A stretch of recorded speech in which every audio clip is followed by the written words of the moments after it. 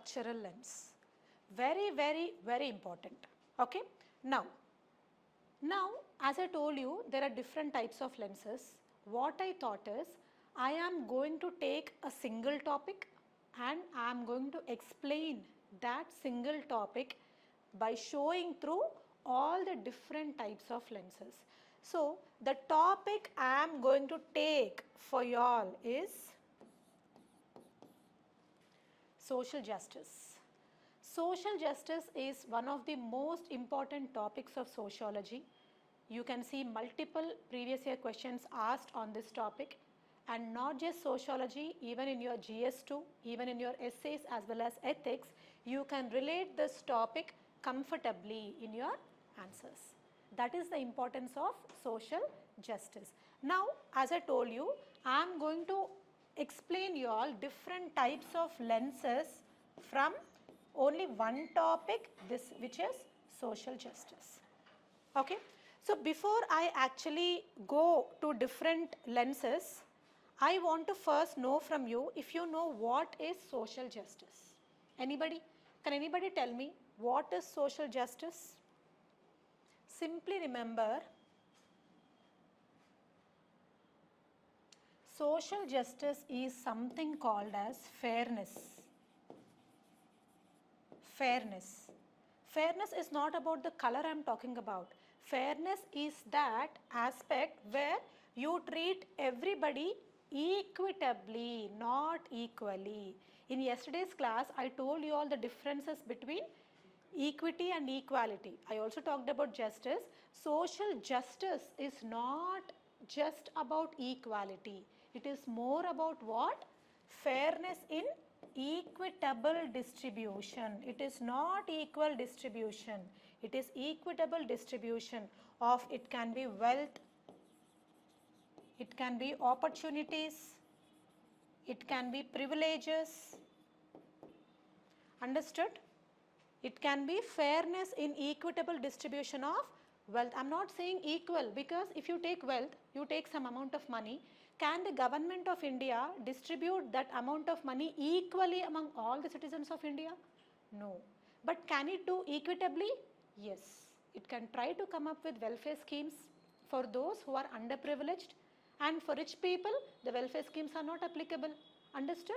So that is called as equitable. This word is very, very important when it comes to social justice. So wealth, opportunities, you take job opportunities, work opportunities, okay, location opportunities, take anything. All those privileges, the way I told you, there are certain privileges given to certain sections of the people in our society. Not all the privileges are for everybody. Okay. So these equitable distribution. So why is this essential? This is essential to reduce inequalities.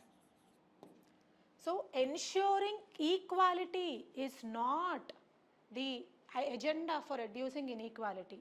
Ensuring equitability or equity is essential to ensure reduction of inequalities.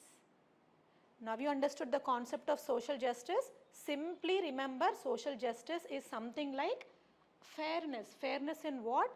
Fairness in equitable distribution of wealth, opportunities, privileges. Why?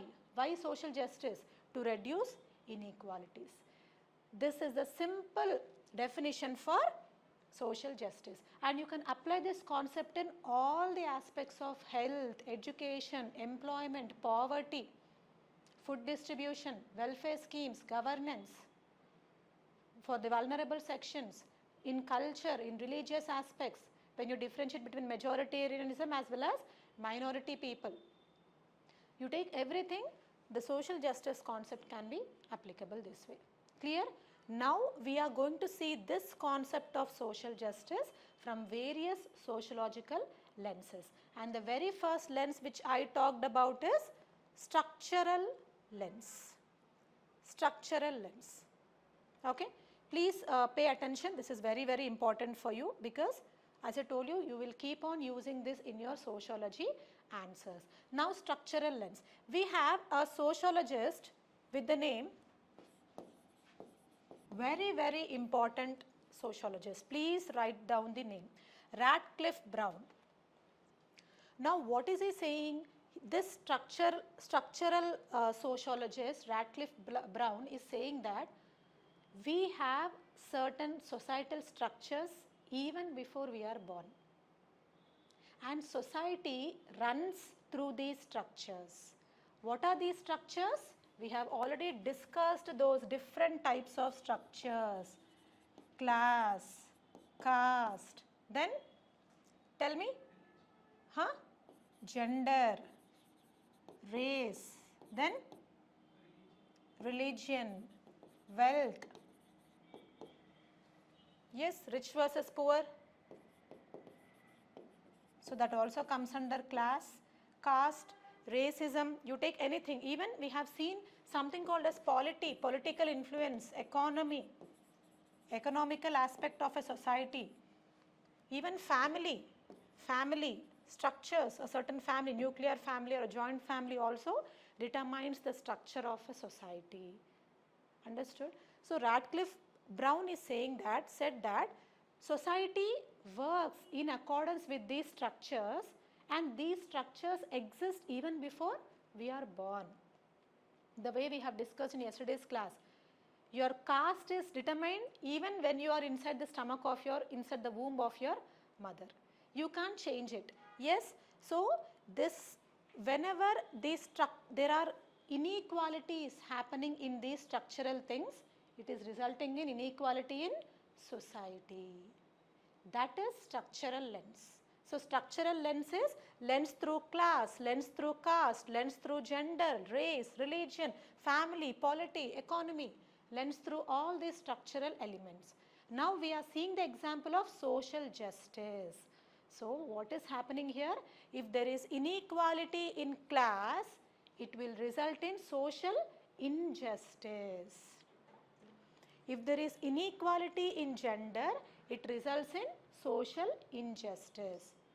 Is this clear to everybody? The structural lens of sociology from the example social justice. So in your future answers, whenever you want to talk about the structural lens of any topic, what you should think about? You should think about these elements of caste, gender and all. Even education is one of the structural entity. Now I'll show you this image. Why I brought this image? See here, the learning gap between rural and urban education in India. The way I told you, education is also one of the structural elements.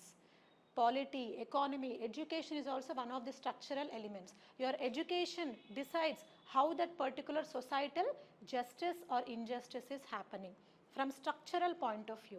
Now see, the same set of students, the same age students belonging, it is the same country India. What is happening here? The rural people, see this infrastructure, see the poverty. That means the class structure, poverty, it's already structure. They are having low economic backgrounds.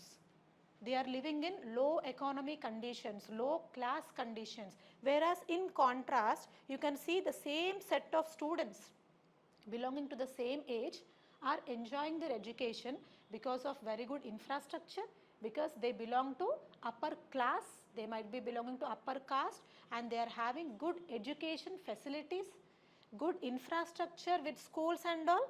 Understood? So even if you take any examination, including your UPSC competitive exams, there is definite inequality in rural students preparing for UPSC, urban students preparing for UPSC. And what is it called? Structural inequality resulting in structural social injustice. So this is one such example. It is because the inequality and social injustice is happening because of the structure. Here we have taken the example of education. Now what we should do to eliminate this or to reduce this? Can we eliminate social injustice in our country? We are trying to eliminate, but it is very, very hard because of the diverse nature of our country. Diverse nature, diverse mindsets, it is very difficult to eliminate, but it is possible to decrease. Yes, so what are the solutions to decrease these aspects of structural inequalities and what we should do to ensure social justice? Simply the aspect of equitability. Introduce equitable nature. So when the structure itself is going wrong, you reform the structure itself. If you are saying that rural students are not having proper education because of improper infrastructure, so you work on the infrastructure. The solution lies not in moving the students from rural areas to urban areas. The solution lies in reforming the structural inequality. Reform the infrastructure, reform the schools.